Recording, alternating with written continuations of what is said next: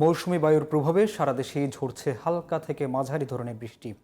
রয়েছে ভারী বর্ষণের পূর্বাভাস। বৃষ্টিপাত অব্যাহত থাকতে পারে আরও কয়েকদিন। পার্বত্যাঞ্চল ও কক্সবাজারে পাহাড় ধসের আশঙ্কা করছে আবহাওয়া অফিস। সমুদ্র বন্দরগুলিকে দেখানো হয়েছে ৩ নম্বর সতর্কতা সংকেত। বিস্তারিত ইমরান হাসানের রিপোর্টে। মৌসুমী বায়ু সক্রিয় থাকায় রাজধানীসহ সারা দেশেই হালকা থেকে মাঝারি বৃষ্টিপাত হচ্ছে।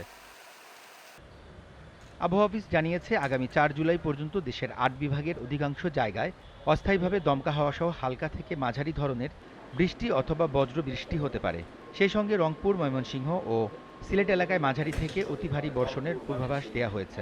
এখন যে বৃষ্টিপাতগুলো হচ্ছে, ওই বৃষ্টিপাত কিন্তু রংপুর বিভাগে, যেগুলো আমাদের বন্যার জন্য ফেভারেবল, এবং সিলেট, ময়মনসিংহ অঞ্চলে হচ্ছে বেশি বৃষ্টিপাত হচ্ছে। এবং ইদানিং এবার চট্টগ্রাম বিভাগে কিন্তু বৃষ্টিপাতের পরিমাণ, চট্টগ্রাম এবং বরিশাল বিভাগে বৃষ্টির পরিমাণ কিন্তু বেড়ে গিয়েছে বিদায় কিন্তু চট্টগ্রাম এবং বরিশালের ওইখান থেকে কিন্তু আমাদের উপর থেকে যে পানিগুলো আসে, ওই পানিগুলো পাস হয়ে যায় কিন্তু সাগরে চলে যায় এইসব অঞ্চল দিয়ে। এইসব অঞ্চলে বৃষ্টিপাত কিন্তু যখন বেশি হয়ে যাবে, এইসব অঞ্চল থেকে কিন্তু দ্রুত গতিতে আপার ক্যাশমেন্ট থেকে অথবা আমাদের উত্তরবঙ্গের যে পানিগুলো, ওই পানিগুলো কিন্তু দ্রুত তখন নামতে পারে না।